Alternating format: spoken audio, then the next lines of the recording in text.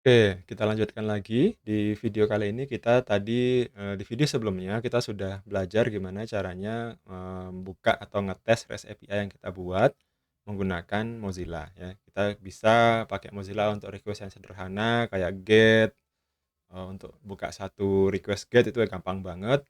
Tapi, ada tool yang jauh lebih enak yang emang spesifik untuk, membuat, apa ya, buat kita itu mempermudah kita untuk ngetes REST API. Namanya Postman ya. Jadi buat teman-teman yang belum kenal dengan Postman bisa nginstal dulu ya. Tadi di video sebelumnya juga saya di awal-awal itu sudah sebutkan kalau kita harus nginstal Postman untuk mengerjakan, REST API ini. Eee, Salah satunya yang harus kita setup adalah Postman-nya ini. Nah, ini contoh Postman kalau sudah jalan. Nah, sekarang saya ulangi lagi dari awal prosesnya gimana caranya, nge-setup Postman yang enak. Pertama, kita bisa ambil ini, diklik di menu ini, kita bisa create workspace. Nah, ini saya pakai Udemy API. Kemudian saya kasih create, oh sorry, oh salah saya. Ya, kita buat Udemy API. Ya. Kemudian demo Postman untuk course Udemy. Nah, di sini teman-teman bisa, kasih ya, mau personal, mau private, mau tim, atau partner, atau public. Nah, ini untuk yang ini saya public-kan aja, tapi teman-teman perlu hati-hati kalau dipublic-kan, maka semua data yang ada di sini itu sifatnya public ya, karena emang saya pengen mempublic-kan makanya saya buat, public aja. Oke, sekarang saya create workspace. Nah, di sini kita sudah punya sebuah workspace. Nah, workspace ini kayak satu buah project gitu. Nah, eee, selanjutnya ya, teman-teman setelah buat workspace, kita bisa bikin yang namanya collection. Jadi, ketika kita meroyek pakai REST API itu bakal banyak banget, request-request yang kita buat. Nah, pertama kita harus create dulu tuh collection-nya, kemudian di dalam create collection itu kita bisa nambahin folder-folder. Nah, spesifik untuk masing-masing fitur atau masing-masing, eee tes API yang mau kita buat ya. Nah, REST API-nya itu mau diapain itu juga bisa. Jadi di folder collection ini kita bisa tambahin create new collection. Kalau kita create new collection dia bakal keluar di sini. Ini kita buat API pertama misalkan. Kemudian di sini ada macam-macam konfigurasinya ya. Ada yang authorization-nya apa, pre-request script-nya apa, tesnya apa, variabelnya apa, range-nya gimana. Itu nanti kita skip dulu aja, kita, fokus pada, cara membuat penggunaan Postman-nya yang standar dulu. Ini akan kepakai nanti kalau teman-teman sudah sambil meroyek, sambil nggarap, sambil belajar, akan ketemu case-case yang advance kayak begini. Kemudian di sini kita bisa add request. Oh, sorry. Ini kita buka dulu, kemudian kita bisa add request. Nah, ketika kita add request, nah di sini kita bisa kasih nama nih, request-nya ini mau dikasih nama apa. Contoh, misalkan hello world ya. Kalau kita sudah kasih nama, kita perlu perhatikan lagi, kita mau kasih HTTP verb-nya apa. Nah, ini ternyata di sini ada banyak banget HTTP verb yang bisa kita pakai ya. Saya tahunya cuma 5 karena emang saya seringnya bekerja dengan 5 itu. Tapi ternyata di sini banyak pilihan yang lebih lengkap. Jadi di Postman kita bisa bergerak dengan lebih banyak gitu ya. Nah, di sini kita pakai get, kemudian kita copy aja URL-nya yang mau kita tembak ini, misalkan ini ya. Terus kita balik ke sorry, kita balik ke Postman ya.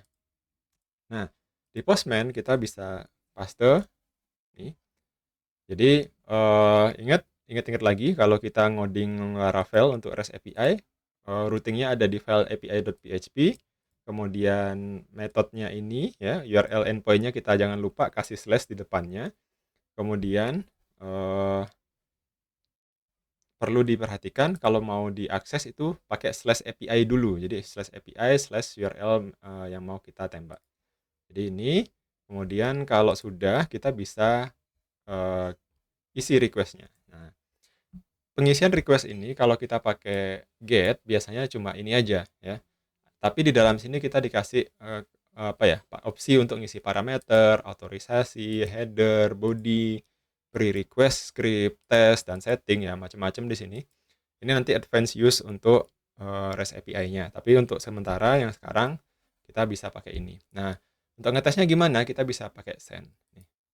Nah, jangan lupa kalau ngetes ini ya seperti biasa, jangan kayak saya tadi, ini dinyalain dulu servernya. Nah, kalau sudah nyala kayak gini, nah ini bedanya dengan yang kita coba kalau pakai Firefox tadi ya. Di sini kita bisa lihat ada status code, ada timingnya berapa detik, ukuran responsnya berapa, kemudian kita bisa save responsnya, kemudian kita bisa copy respons hasil responsnya dan macam-macam ya. Ada preview, ada raw, ada visualize, macam-macam lah. Dan formatnya bisa diganti-ganti. Nah, kebetulan ini kita formatnya JSON ya, jadi kita kayak gini.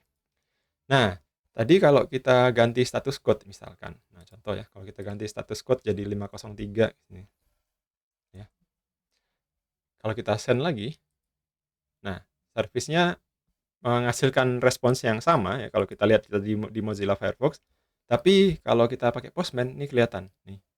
Ada HTTP status code. Nah, jadi kalau nanti teman-teman mengembangkan REST API, perhatikanlah, gunakanlah ya response code yang benar, yang sesuai dengan respons yang kita berikan. Jadi contoh yang sering jadi meme itu adalah response code-nya 200 ya, tapi isinya adalah error message. Nah, itu nggak boleh. Jadi kalau misalkan dia itu error, ya berarti kita harus gunakan response code yang sesuai. Eee, server error kah atau apa yang itu yang kita bisa cari dari sini ya, HTTP response code. Nah nih, server error response ini ada macam-macam ya, ada bad gateway, ada internal server error, 503, gateway timeout, macam-macam ya. Nah di sini kita bisa gunakan respons yang sesuai.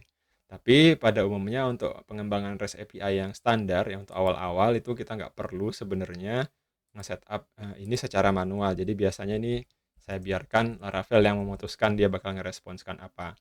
Tapi nanti akan ada kasus-kasus di mana kita itu perlu emang meng-override response message-nya. Itu nanti bisa kita pelajari di video-video selanjutnya.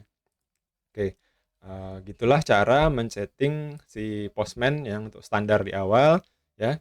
Ingat tadi teman-teman bisa create workspace, ketika create workspace hati-hati masalah publik atau private-nya. Kemudian bisa bikin collection, bisa bikin request, bisa send, dan yang perlu diperhatikan ketika membuat request adalah parameternya ini, HTTP verb-nya apa, kemudian URL-nya. Oke, itu dulu, mudah banget buat nge-setup Postman, nanti selanjutnya kita bakal belajar yang lebih advance, gimana caranya menggunakan Postman yang biar lebih enak. Oke, sampai jumpa di video selanjutnya.